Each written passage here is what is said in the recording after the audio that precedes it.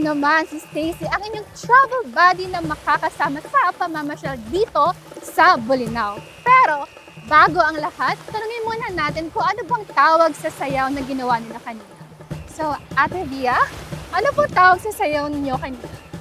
Ang tawag po sa sayaw namin is Mangunguna Dance. From the word Mangunguna, a Bolinao word, means mangingisda sa Tagalog.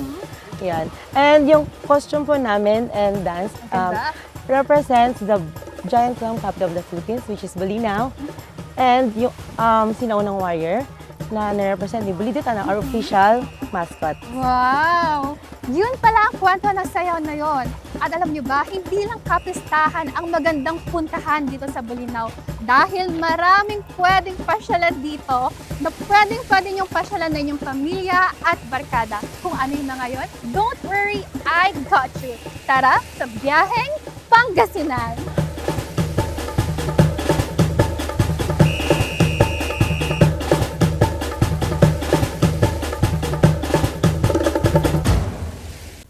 Para makarating sa Bolinao, kung manggagaling ka sa Maynila, maaari kang sumakay ng bus kung saan diretso na ang biyahe nito papuntang Bolinao. Kung gagamitin nyo naman ang inyong mga private cars, maaari kayong dumaan sa mga expressways at kapag nasa T-Plex na, mag-exit sa Urdaneta. Pagka-exit sa Urdaneta, diretsuhin lamang ang daan papuntang Bani, Pangasinan. Dito na matatagpuan ang daan papuntang bayan ng Bolinao.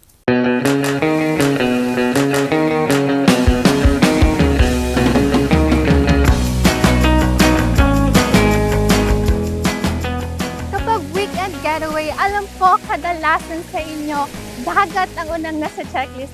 Kaya naman, dito sa Bolinao, alam po excited na kayong makita ang dagat. Kaya, ang first stop natin ay dito sa Pater Beach.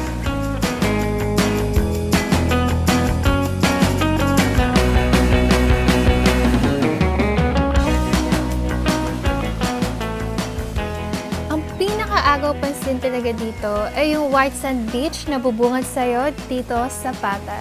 Instagram worthy, di ba? It is a public beach at cottage lang ang may rental fee. Pwede kayo magdala ng sarili nyong pagkain.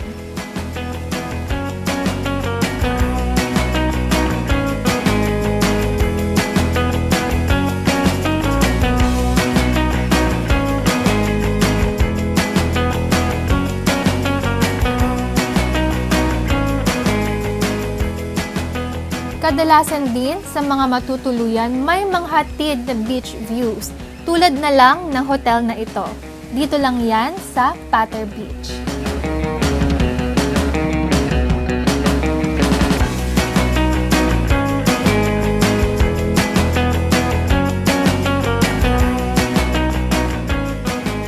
At hindi na nga tayo lalayo para sa ating second stop dahil mula dito sa aking kinatatayuan, malapit na ang Cape Bolinao Lighthouse. Tara, G! Sorry.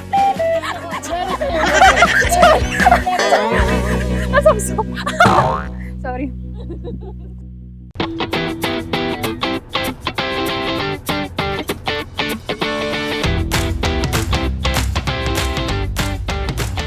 Oh, ayun na yung lighthouse, oh. See? Diyan tayo pupunta ba tayo?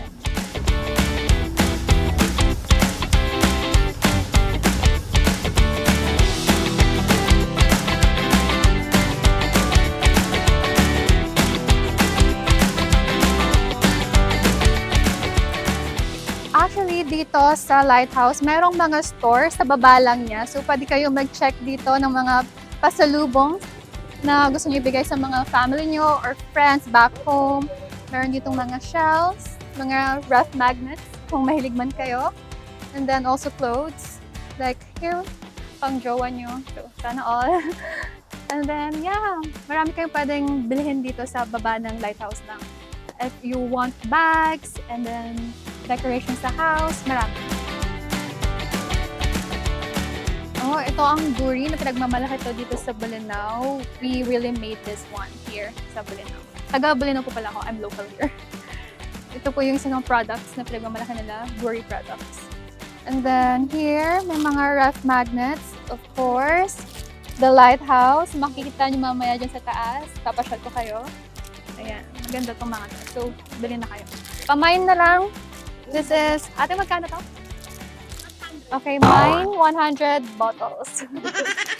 Still, plus 10.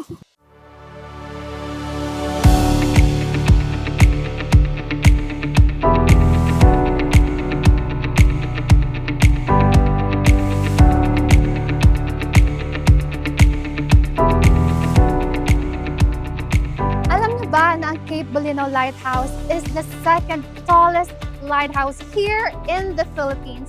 Meron itong 120 steps plus 14 steps to the illumination room, a total of 134 steps.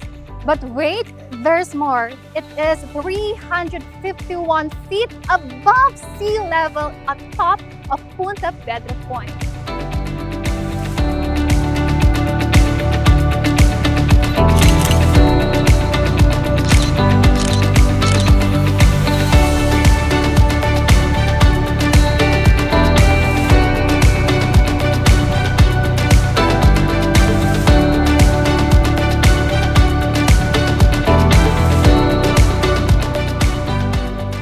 Maganda, tsaka nakaka-amaze kasi makikita mo yung talagang ano ng Bulinaw. Tsaka pag pasok pa lang namin dito, kitang-kita na talagang na-maintain yung ganda ng lugar.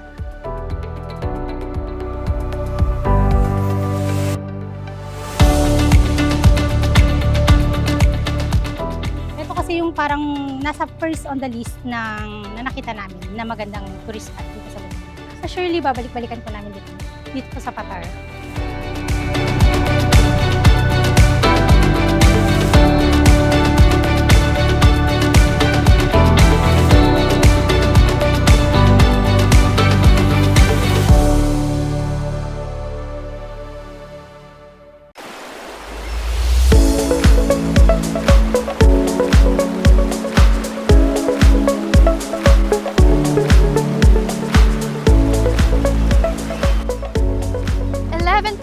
Away from the Bulinaw Lighthouse, mga 10 to 15 minutes, makakarating na tayo sa ating third stop. At kung ang hanap nyo ay river cruise, hindi tayo bibiguin ng Balingasay River.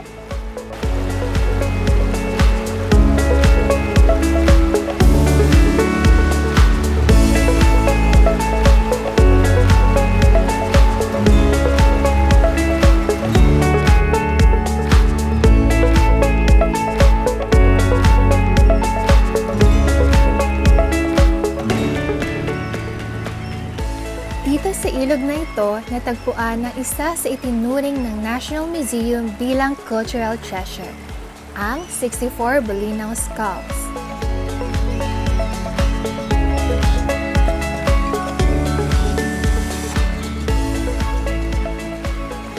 Natanghal ding cleanest river ang Balingasay sa buong Region 1 noong 2004.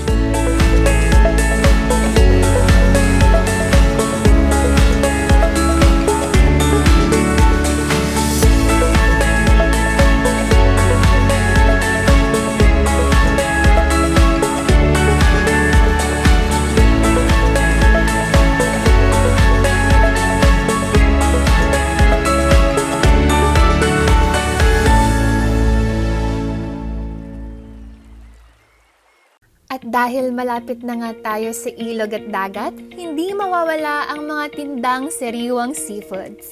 At ilang kembot na nga lang mula sa Balingasay River, makikita mo na ang talipapa. Kuya, ano po mga benta yung isda niyo? Bangus po, ma'am. Boss, pwede po pakita. Saan niyo po siya hinuhuli?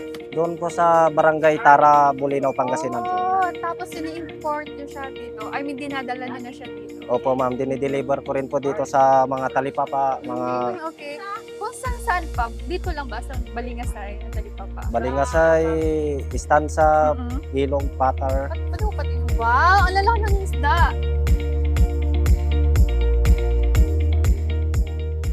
Mga ilang kilo kaya? Mga isang ganito? Ang Mga- laki eh.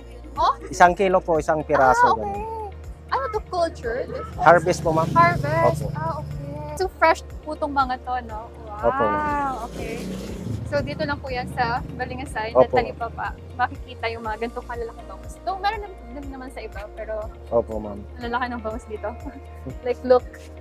Oh, ang bigat. Malang- Pwede bang ano? Malangsa po, pero ma'am. Okay lang po. So magkano po yung 1 kilo nito? 160 po, ma'am. 160. Opo, So parang ito, 1 kilo na ba Opo, to? ma'am.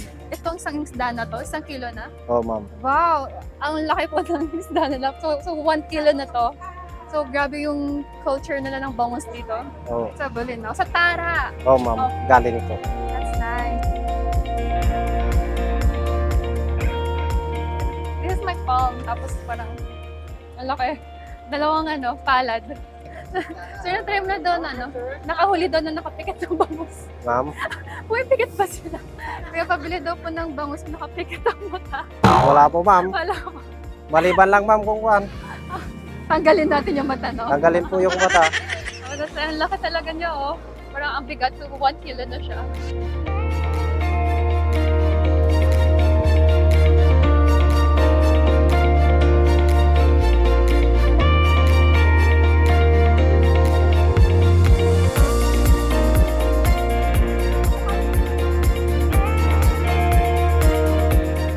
So, may discover akong isda. Akala ko tilapia, pero papakol pala siya. Sabi ni Kuya, masarap daw tong ihawin talaga. Pero pwede mo na siya iprito, pero babalatan mo muna siya. So, yan, papakol ang tawag dito. Akala ko talaga tilapia, kasi kamukha niya yung tilapia. Pero ang tilapia daw pala is sa tubig tabang, while papakol is from tubig dagat. Tubig alat siya. So, papakol.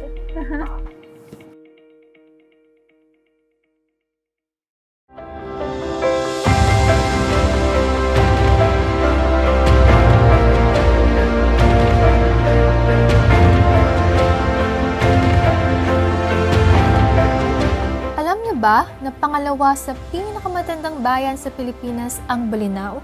1575 nang maitatag si Bolinao, 10 taon lamang ang agwat nito sa lungsod ng Cebu.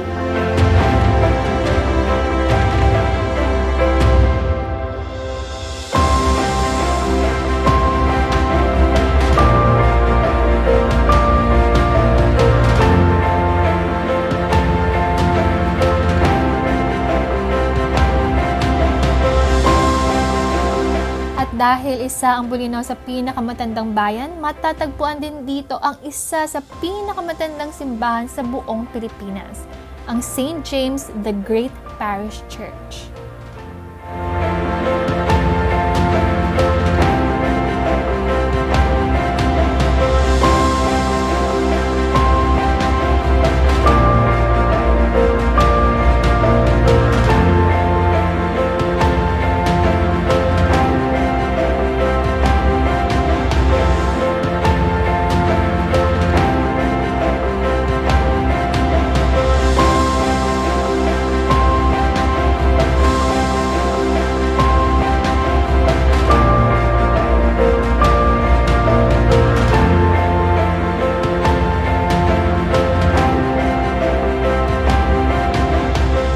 Nandito nga tayo sa St. James the Great Parish Church.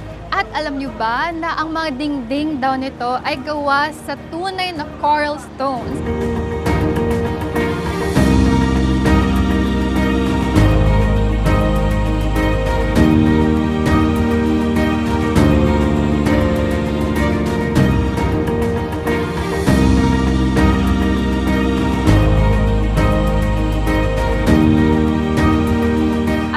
Ito napapalitan simula nang maitatag ang simbahan na to. Great, right?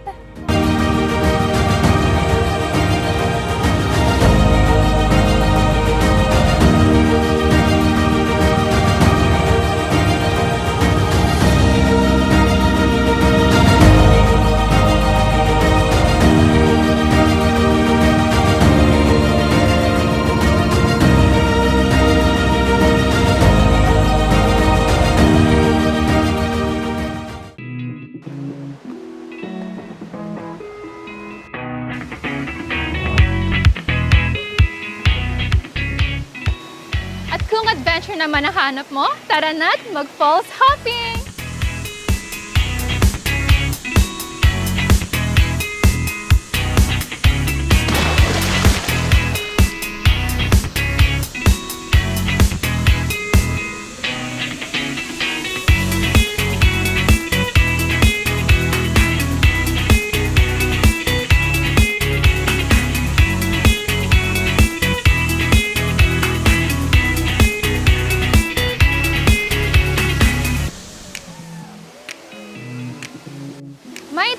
kami dito sa Bolinao, ang Bolinao Falls 1, 2, and 3. At magkakatabi lamang ang mga falls na to, kaya pwede niyo silang puntahan sa loob ng kalahating araw.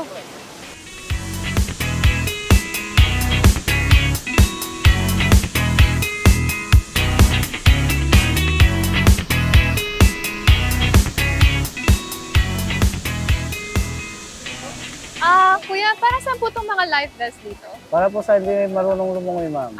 Okay. So ano po yung mga water activities niyo dito sa May falls? mga balsa po, may kawayan para since lang Oo. magpaano sa falls, Mhm. makapunta sila doon. Mhm. Para sa falls massage ba yun? Opo. Okay. Meron din kayong kayak, kuya. So magkano po yung rent ng kayak? Ang kayak po, 150 po. Yung balsa po, 300 po. Okay. May 150 mag-assist per na po. hour. Or Opo. the Per hour whole po. stay na? Per- Per hour. Okay. Yung So aside from kayak and balsa, ano pa kuya yung pwedeng gawin dito? dito, Oo. doon lang po, mag-swimming. Swimming.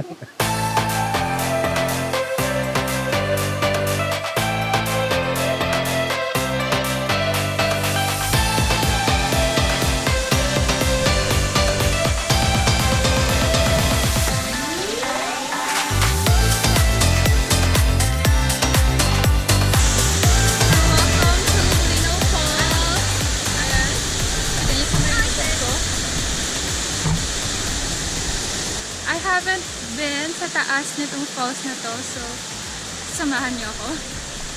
Pero hindi ako tatalon.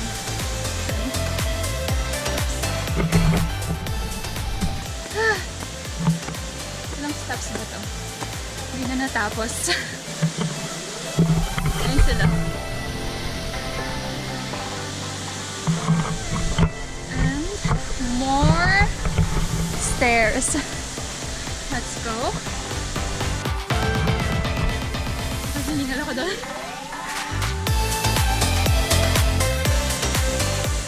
Mali pa ako ng pinuntahan. Oh! Hindi ko, akala ko po dito tumatalo, tapos may baba. Hindi ko parang paano sila bumababa doon. Parang may hinarangan ata. Parang malayo pa ata dito.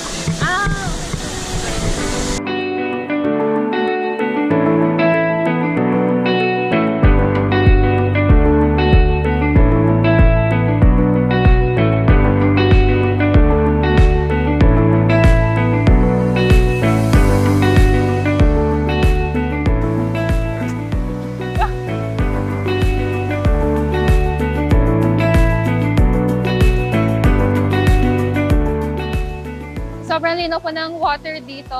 Lamig. So nice. It's so relaxing. Lalo na I came from a stressful week. It's very relaxing here. Lalo na kapag itatambusan mo yung paa mo after a long day. Nakakatanggal talaga siya ng stress and ng pagod.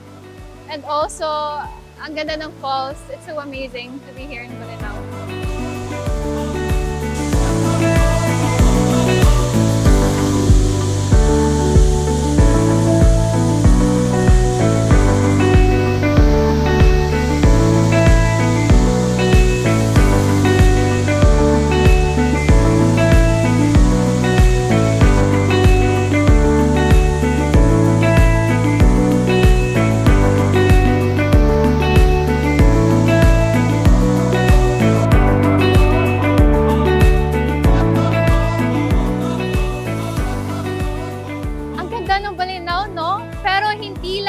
lugar nito ang bubusog sa inyong mga mata dahil sa aming pagbabalik, matitikman naman natin ang pagkaing handog ng Bolinao.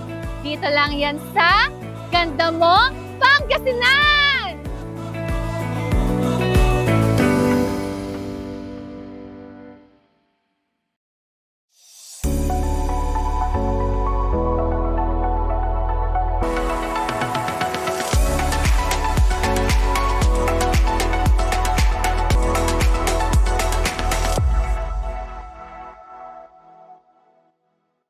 To those of you interested to join our free art lessons, we will be doing it every Saturday, no? And it will be from 9 o'clock to 11:30. We will do it here. Gamitin mo yung galing mo sa art. So join and be counted.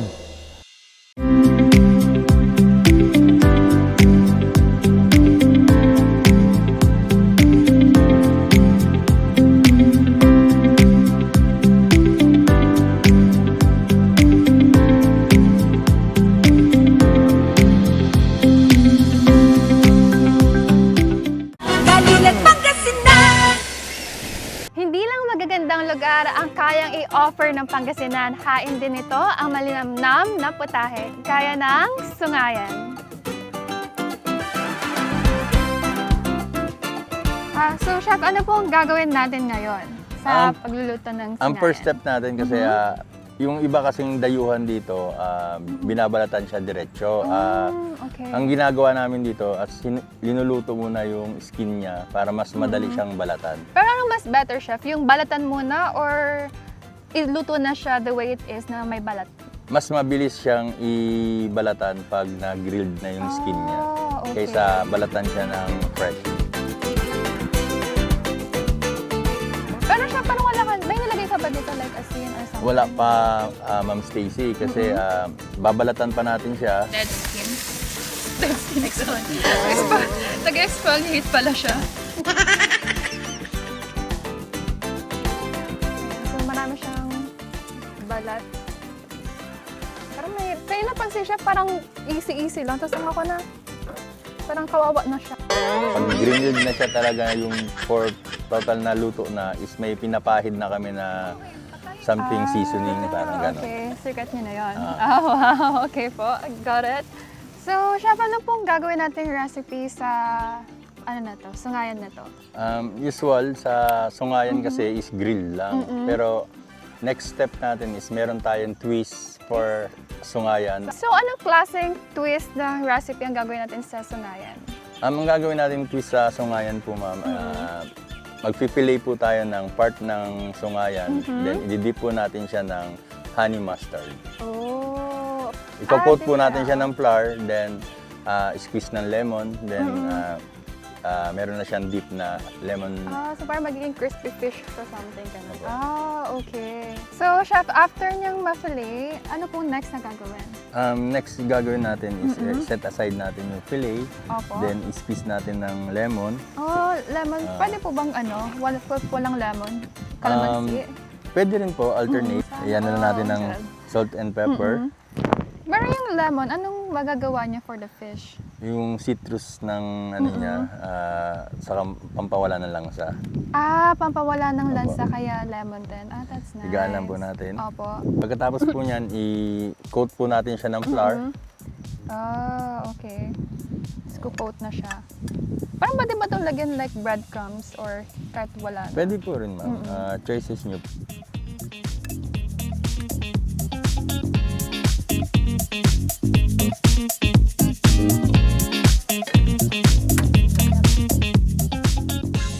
Mag-start na tayo mag-deep fry ng ating sungayan fillet. Wait lang natin siya until golden brown.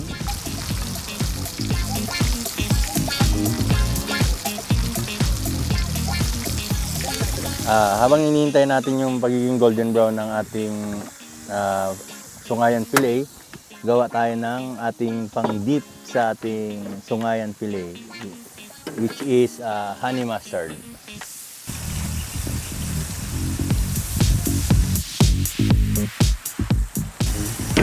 Squeeze uli natin ng lemon juice. Okay. Then, meron na po tayong honey mustard na pang-dip sa ating sungayan fillet.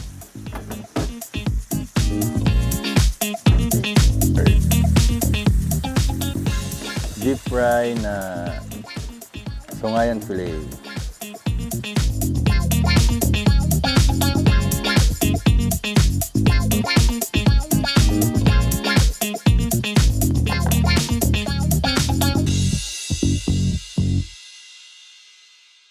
So, ito na po ang ating finished product ng sungayan fillet with honey mustard.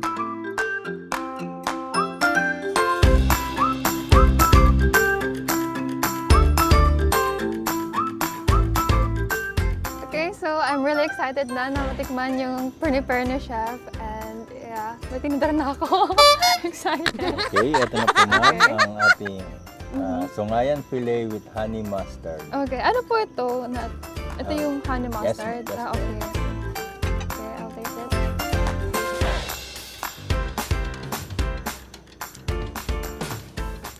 Masarap po siya. So ano po ma'am? Parang may nalasahan ako na May oil part. Yes po. Masarap po Yung siya. butter po, ma'am. Ay, butter siya. Okay. Ang sarap po. Yung totoo po, ma'am, ha? Yun. Parang may nakatutok po kayo sa akin eh. Pero, yeah. No joke po. Masarap po siya. No, actually, I feel like yung isda mismo, maano na siya. May sarili na siyang may sarili na siyang lasa talaga. Yeah, I can taste it. Iba yung lasa, may specific na lasa yung sungayan talaga. And then, if you're gonna, dip it here sa honey mustard po, Apo. masarap siya ulit. Tapos yung akala ko oil siya, pero ano po yun siya? Butter po. Butter siya. Masarap siya. No kidding. Busin ko na. So siya, bakit po ito yung napili niyong recipe na ihain? Kasi, ano po, usually kasi ang sungayan dito sineserve as grilled or sinigang. Opo, oo. Wala pang nagtatry na mag-ano ng fry or deep fry. Kaya nag-isip ako ng mga na ibang putahe na parang tingin ko papatok sa tao ng Bulinaw. Opo. Actually nga, since taga-Bulinaw din ako, mostly ng kinakain, way na pagkain namin ito is grilled. Pero sinigang, hindi pa ako nakatry din. May na-try ako na So, sinigang dito, taga-bayan sila, is sungayan ang ginagamit. Masarap okay. din siya. Oh, so this one is new rin sa akin, na fry siya, hindi grilled. Pero ayun Filet nga, siya. filet. Tapos yun nga, parang same, yung lasa talaga ng sungayan, may specific talaga. So if you went here sa Bulinaw, you really have to try it. At syempre, hindi din tayo magtatapos kung walang panghimagas. Ito po ang pinagmamalaki ng Bulinaw, ang binungay. That's nice. Ang salitang binungay ay nagmula sa Pangasinan word na nungay na ang ibig sabihin ay niluto gamit ang kawayan. Linuluto po siya sa bamboo with rice na malagkit, rice, then gata. Oh, opo. Tapos ito is Kalamay. kalamay arnibal. Kalamay sugar, parang arnibal po. Okay. Ayan po ang pinagmamalaki ng Bulinaw. But aside po dito sa kalamay, may pwede siyang sugar lang din po, di ba? Pwede rin naman po. Usually po, ang pinapartner po dyan is mango. Parang mango sticky rice ng opo, Thailand. Oo nga po eh. Yan po ang nakikita ko rito sa Bulinaw. Pinaparisan nila ng manggang hinog. Opo. Binungay. So kung kayo na pong kumain. Siyempre, sobrang sarap. Product namin to eh. But legit, ito talaga yung lagi kong binabalikan dun sa Bulinaw. Yung benungay, lagi itong nakaserve sa table ng mga taga Bulinaw. So, yung taste na kasi, since galing siya sa bamboo, may added taste siya na mas nagpasarap. Yung aroma niya is a little different din compared sa mga malagkit na hindi niluto sa kawayan. So, try this one here in Bulinaw. Ubusin ko lang po. Ubusin ko lang. Sarap na. Kaya naman po, sa ating pagbabalik, malalaman natin kung ano nga ba ang pwede natin ipasalubong na product mula dito sa Bulinaw. Tutok lang dito sa Ganda Mo, Pangasinan.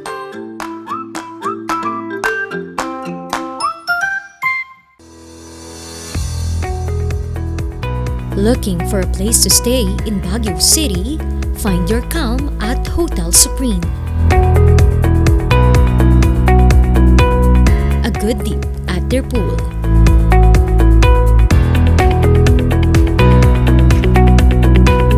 Clean and comfortable rooms with a view.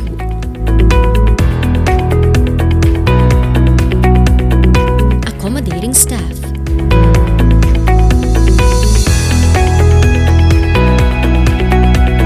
You can also enjoy a sip of coffee at their coffee shop. Good food for a good mood at their restaurants.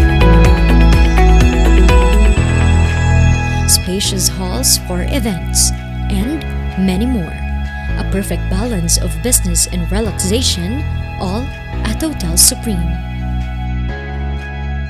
Sa milk tea ng batang 90s, tara't atin lang i-try. Ang batang 90s milk tea, di ka magsisisi, promise. Sa milk tea ng batang 90s. Bizarre Music offers a complete line of musical instruments.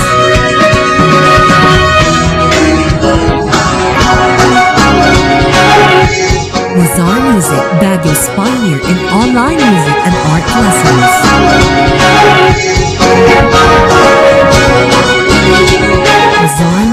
bringing music closer to your hearts.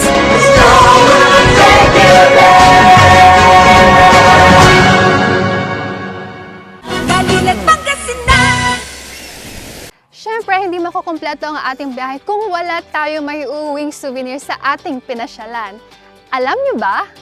Ang Magay plant ay nagmula pa sa bansang Mexico. Nadala ito sa Pilipinas noong panahon ng mga Kastila. Pumatok ang industriya ng paglulubid sa Bolinao, Pangasinan noong 1960s at naibebenta raw nila ng 130 pesos ang 100 pirasong lubid. Ngayon, nasa 20 pesos na ang isa na may habang 5 to 6 meters. Ito ang magay. Ito ang ginagawang lubid. So, Nanay, ano po ba itong ginagawa natin? Ano itong tawag dito? Ito ang tinatawag nating produkto ng Bolinao na magay. Magay, opo. Ito ang ginagawang magay, ginagawang lubid. Ano po itong ginagawa natin ngayon dito? Itong process po na ito na may kahoy? Ito Ginagawa yung niyo po? karatil to. Karatil, Karatil, okay. ginagawang tali. Dito po nag-i-start yung process ng paggawa ng Oo, lubid. lubid. Okay. Oo. Ano po ito? Dito Iyan po yung ba magay. nag-start? Ito yung Oo, magay.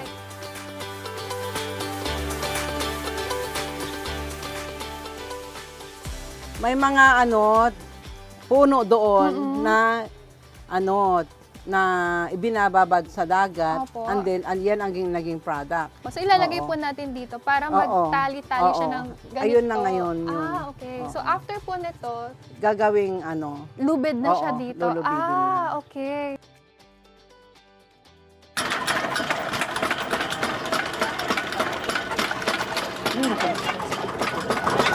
natungsat. Ay, napuso. So after po nung karatil, dito naman Dito siya na- ilalagay. Then, Lulubidin oo, na siya. lulubidin na. Okay. Okay. So paano po siya magiging tirintas? At Gaganon. sige, igaganon.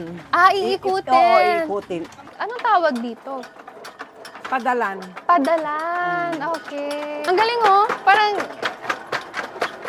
nag-ano talaga siya, titinta siya, tapos magiging lubid na talaga. Tapos ito pong mga lubid na to, saan niyo po siya binibenta? After? At sa Dagupan, ang wholesaler ng Dagupan. Then, Tarlac, Opo. Bulacan, Pampanga. Nay, kailan pa nag-start tong pagmamagay na to? Ay, since na, bata kay nanay ko eh. Opo. Ito lang hanap buhay nila. Okay. Dito sa Bolinao, ito ang source of income ng mga mga Before tao. po. Ito ang dahilan kung bakit maraming nakapag-aral dito sa Bolinao. May mga doktor, nurse. Oh, wow. Dahil sa lubid, nagkaroon ng maraming professionals sa Bolinao. So, it Oo. helped po talaga. Ang Magay, ito yung major industry ng taga-Arnido during 1970s, 60s.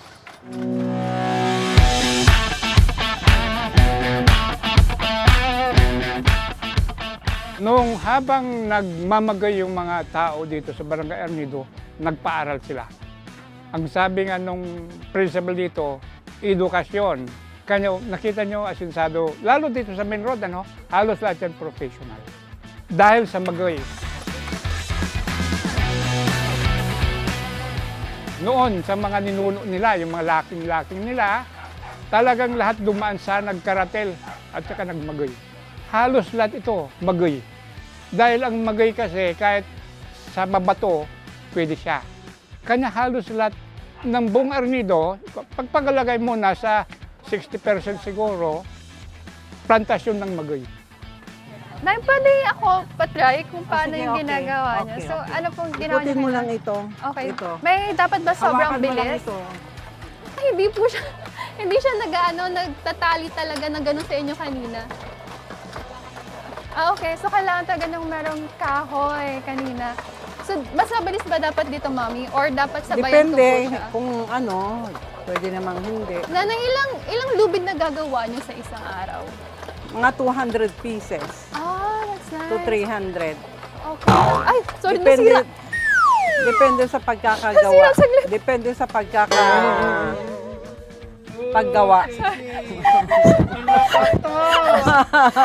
Hindi, ito. Oh, yan. Okay. Kasi may butas eh. Ano po siya? Machine failure? Tapos bilisan ko gano'n, no? Charot lang. Wait lang.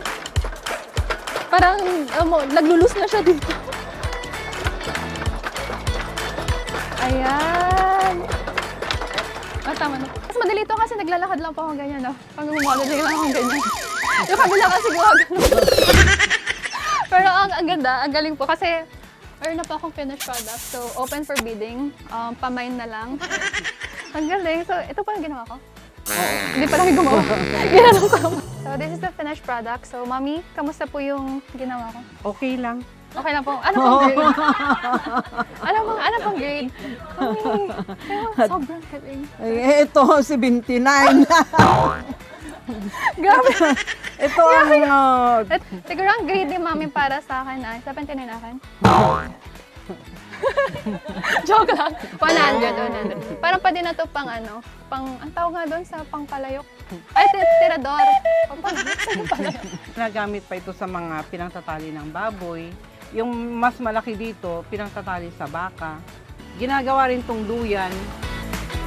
So, ito na yung finished product na ginawa namin kanina. Grabe, hindi pala biro yung gumawa nito. Kaya naman, salamat po, Nanay, sa pag-introduce sa akin kung paano gawin to.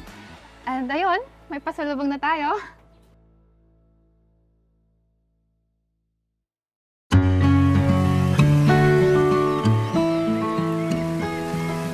Bolinao is my home. At hindi ako magsasawang ipakilala ang Bolinao sa iba't ibang lugar. There is something about this place na babalik-balikan mo.